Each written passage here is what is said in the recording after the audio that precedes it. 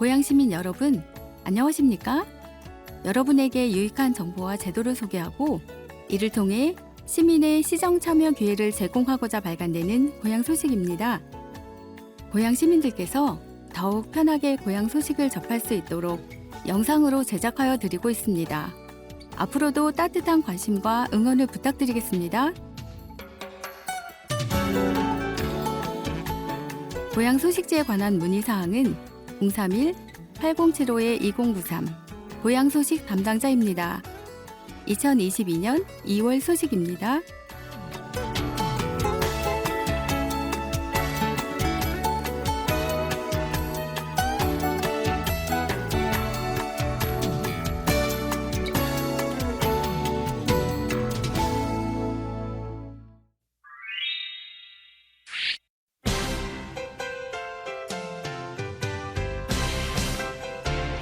활짝 피다 정책 Q&A. Q&A로 알아보는 백구만 특례시 고양. 2022년 고양시가 특례시로 새롭게 발돋움한다. 말뿐인 변화가 아니다. 특례시라는 자부심을 더할 복지 혜택과 자치 권한 확대는 백구만 고양 시민의 행복한 삶의 초석이 될 것이다. 고양 소식은 특례시 관련 시민들이 궁금해할 만한 내용을 담아보았다. Q&A로 알아보는 백구만 특례시 고양. Q. 특례시는 대체 무엇인가요? A. 특례시란 기존과 같은 일반적인 시를 유지하면서 광역시급의 재정적, 행정적 권한을 인정받는 도시입니다. 쉽게 말해 백구만 고양 시민들의 삶이 더욱 풍요로워질 수 있는 도시의 기반이 다져진다는 의미입니다. 특례시는 광역시와 일반시 사이에 인구 100만 이상 도시만이 지정받을 수 있습니다. Q. 특례시가 되기 전에는 어떠한 한계점이 있었나요? A. 먼저 비슷한 인구에도 재정 규모는 광역시의 절반도 되지 않는다는 큰 문제점이 있었습니다. 복지 부문도 마찬가지입니다. 그동안은 복지 대상자 선정 역시 중소도시 기준이 적용되어 더 많은 시민들이 혜택을 받지 못했습니다. 또한 도지사 협의와 승인 등 복잡한 절차로 고양시만의 자주적인 사업 추진도 어려웠습니다. Q. 특례시가 되면 구체적으로 어떠한 좋은 점들이 생기는지 궁금합니다. A. 첫째는 지방 재정이 탄탄해집니다. 늘어난 재정에 따라 도로와 교통 등 기반 시설은 물론이고 문화와 교육, 복지 등 시민 삶 전반에 걸쳐 도시 인프라가 확충됩니다. 둘째는 복지 혜택이 좋아집니다. 기초연금과 국민기초생활보장 등 복지 혜택이 확대되고 교육 환경이 개선되어 고양 시민들의 삶의 질이 한 단계 업그레이드 됩니다. 셋째는 자치 권한도 확대됩니다. 각종 인허가 처리 기간이 단축되어 보다 빠르고 편리한 행정 서비스를 받을 수 있고 자주적인 사업 추진이 용이해집니다. 마지막으로 지역 경제가 활성화되고 도시 경쟁력이 올라갑니다.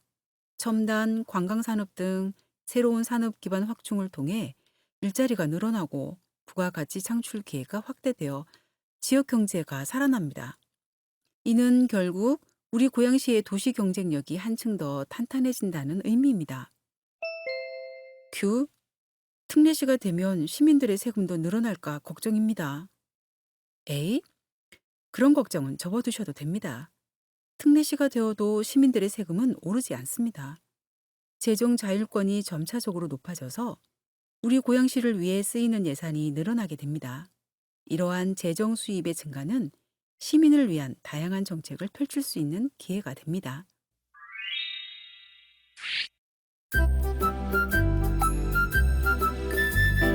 활짝 피다, 고향꽃 피다.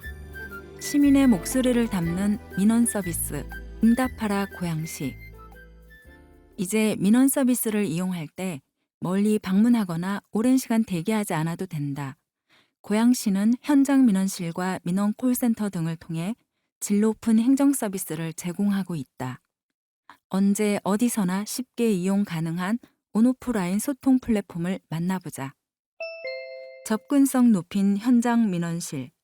고양시는 특례시 출범에 발맞춰 시민 접근성이 좋은 위치에 꼭 필요한 민원 서비스를 모아 현장 민원실을 마련했다. 현장 민원실 설치로 그동안 불편을 겪던 원신동, 장항 1동, 대화동, 송포동 시민들이 편리하게 이용할 수 있게 됐다. 오프라인, 민원 서류 발급, 행정민원, 전입신고, 주민등록 등초본, 인감 발급, 가족관계 등록부, 재증명, 사회복지 업무, 노인, 아동, 장애인, 기초연금 등. 원신동 현장민원실, 원신동 고양시 덕양구 신원로 40-44, 송강프라자 302호, 장항 1, 대화, 송포동 현장민원실, 고양시 일산 서구 한류월드로 300, 원마운트 매표소 앞. 운영시간, 월요일에서 금요일, 오전 9시부터 오후 6시. 편리함 더한 민원 콜센터. 민원 콜센터는 코로나19 여파가 길어지면서 비대면으로 각종 민원을 처리하는 데 큰 역할을 담당하고 있다. 시 업무 전반에 대해 연중 무휴 다양한 상담 채널을 통해 시민 맞춤형 상담 서비스를 제공하고 있다. 개인정보 및 관련 없는 내용, 광고 홍보성, 특정인의 명예훼손, 기타 불건전한 내용을 담고 있을 경우 답변하지 않음. 오전 9시부터 오후 6시까지 주말 및 공휴일 휴무, 영어, 중국어, 일본어, 베트남어 서비스가 가능. 온라인, 카카오톡 채널 상담, 1. 채널 추가, 카카오톡 친구 또는 채팅 탭 상단의 찾기에서 고양시민 민원 콜센터로 검색하여 추가. 2. 상담 내용 작성, 상담 범위, 행사 및 단순 안내, 개인정보가 포함된 상담은 전화 상담을 원칙. 3. 답변 내용 카카오톡 메시지로 발송, 문의사항에 대해 1시간 이내로 답변하고 있으나 처리가 어려운 경우 지연 사유를 사전 통보. 카카오톡 상담, 1. 친구 추가, 카카오톡에서 친구 찾기 탭 선택 후 031-909-9000으로 아이디를 검색하여 카카오톡 친구 추가 등록. 2. 상담 내용 작성, 상담 범위, 행사 및 단순 안내, 개인정보가 포함된 상담은 전화 상담을 원칙, 파일 전송은 이미지, JPG 파일만 전송 가능. 3. 답변 내용 카카오톡 메시지로 발송, 문의사항에 대해서는 1시간 이내로 답변하고 있으나 처리가 어려운 경우 지연 사유를 사전 통보. 문자 상담, 1. 문의 내용을 휴대폰 문자 메시지로 입력, 수신번호 1588-2305번으로 문의 내용 전송, 상담 번호로 보낸 문자 메시지는 콜센터로 연결되어 상담사에게 전달, 이미지는 첨부 불가. 2. 답변 내용 문자로 발송, 문의사항에 대해서는 1시간 이내로 답변 받을 수 있으며 상황에 따라 다소 지연 가능. 팩스 상담, 1. 문의 내용 작성, 2. 팩스 번호 031-909-9200으로 문의 내용 전송, 3. 팩스 상담 접수 후 1일 이내 답변 전달. SNS 상담, 1. 페이스북, 트위터, 고양시 민원 콜센터 팔로우, 2. 문의할 내용 작성, 3. SNS 접속 상황 및 팔로우 상태에 따라 답변 지연 가능.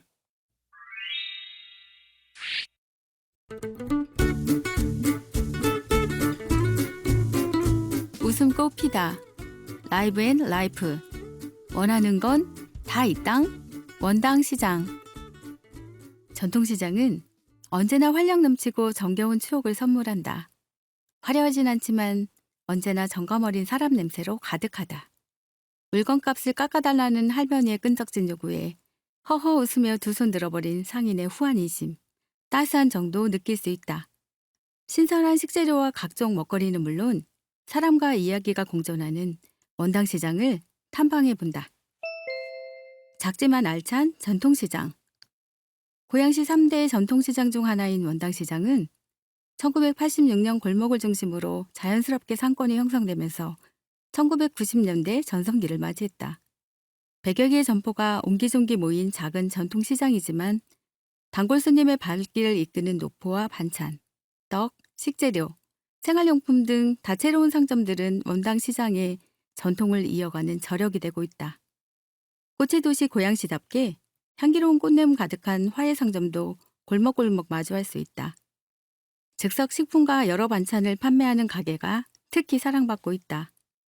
수십 개의 반찬이 있지만 겹치는 반찬은 하나도 없다. 한 곳에서 반찬을 사고 그 다음 가게에 가면 또 다른 반찬을 맛볼 수 있다는 점이 쏠쏠한 재미다. 푸짐한 양에 한 번, 덤으로 넣어주는 양에 또 한 번 놀라곤 한다. 국내산 재료와 사장님 손맛이 어우러진 반찬은 우리네 식탁 위에서 훌륭한 한 끼 식사가 되어준다. 더 편리하고 더 안전하게. 원당시장은 전통시장의 맛과 멋을 아는 사람들이 찾는 명소로 자리 잡았다.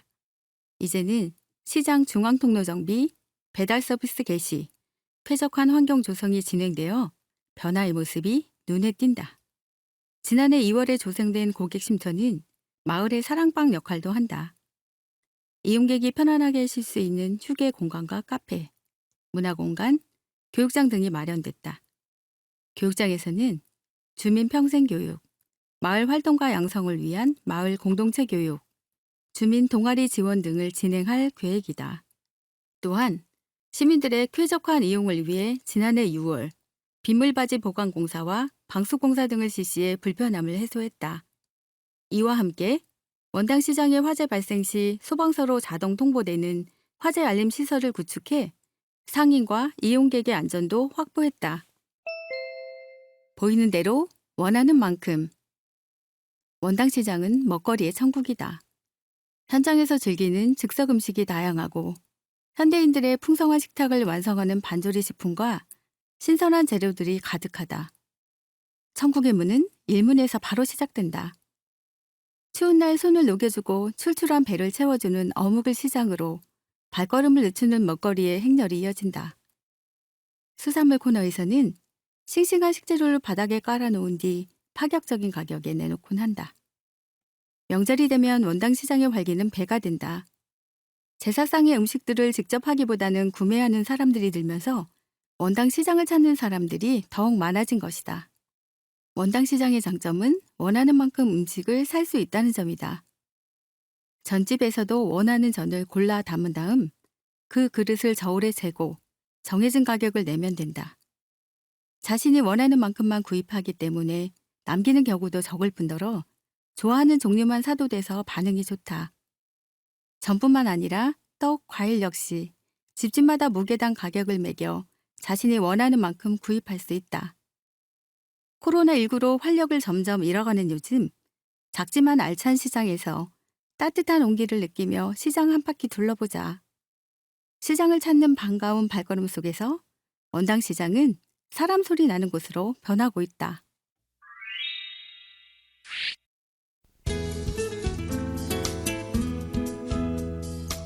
이야기꽃 피다. 길 따라 이야기 따라.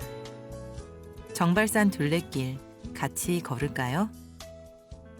고양 시민이 가장 사랑하는 운동 코스이자 산책 코스 중 한 곳인 정발산 둘레길. 기존 산책로에 경사가 완만한 곳을 연결한 무장애 코스로 노약자나 어린아이들도 편하게 걸을 수 있다. 봄을 향해 가는 문턱, 정발산 둘레길을 함께 걸어본다. 한 걸음. 자, 그럼 시작해볼까요? 먼저 알짜 정보 하나. 정발산은 전체적으로 마렛 모습을 하고 있답니다. 그리고 일산 동구청과 마두동 일대가 말의 머리에 해당하고 머리를 길게 내밀어 한강의 물을 마시는 모습을 하고 있지요. 그래서 정발산 둘레길의 표지판이 말 모양인 겁니다. 두 걸음. 정발산 둘레길의 코스를 한번 살펴볼까요?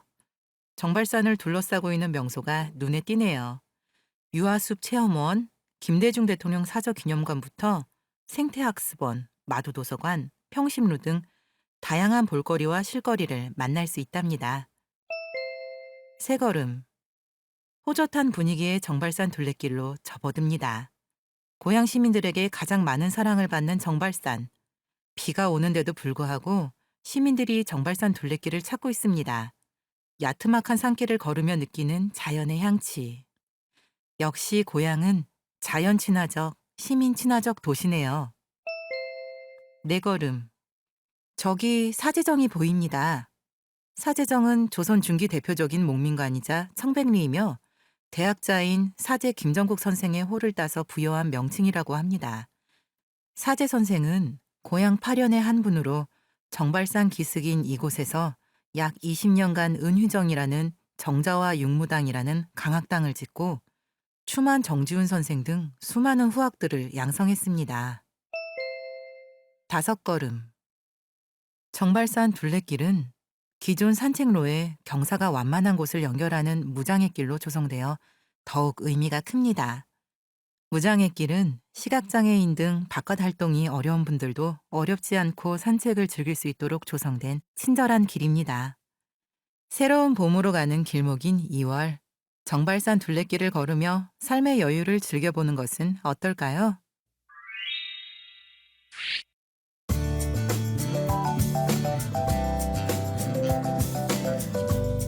웃음꽃 피다. 슬기로운 반려생활. 반려동물을 위한 정책 이렇게 달라집니다. 바야흐로 반려인구 1,500만 시대. 반려동물을 향한 애정이 커지는 만큼 성숙한 반려문화 정착의 필요성 역시 높아지고 있다. 올해에도 계속될 댕냥이와의 슬기로운 반려생활을 위해 준비했다. 2022년 새롭게 변화하는 반려동물 정책 이야기. 좀 더 가까이 걸어주세요. 반려견 동반 외출 시 목줄, 가슴줄 길이 2m 이내로 제한. 반려인구의 증가에 따라 개 물림 사고가 연이어 발생하고 있다.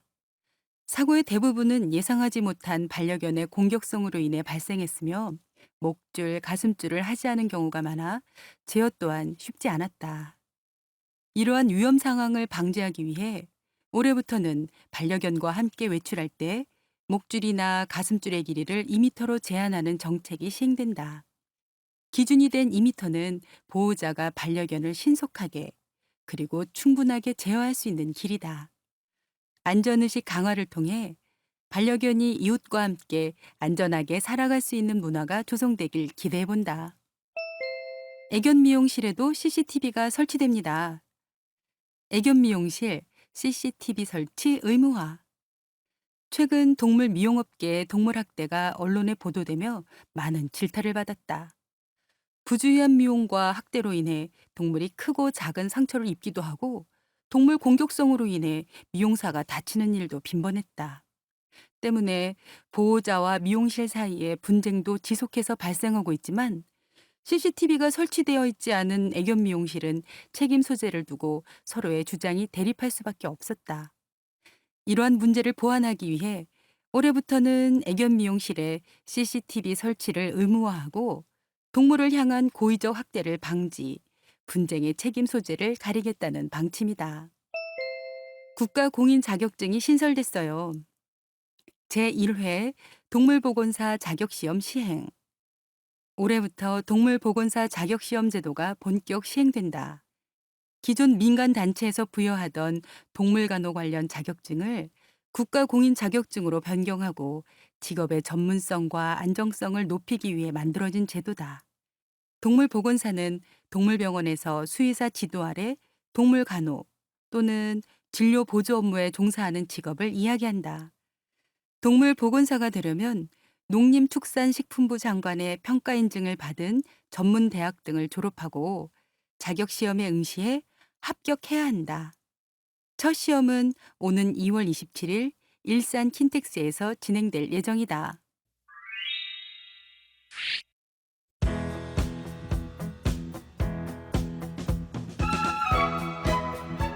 지금까지 고양시청에서 발간하는 고양 소식지 2022년 2월 소식이었습니다. 녹음은 고양시청 낭독 동아리 회원들이며 제작은 낭독마을 책 읽는 사람들이었습니다. 감사합니다.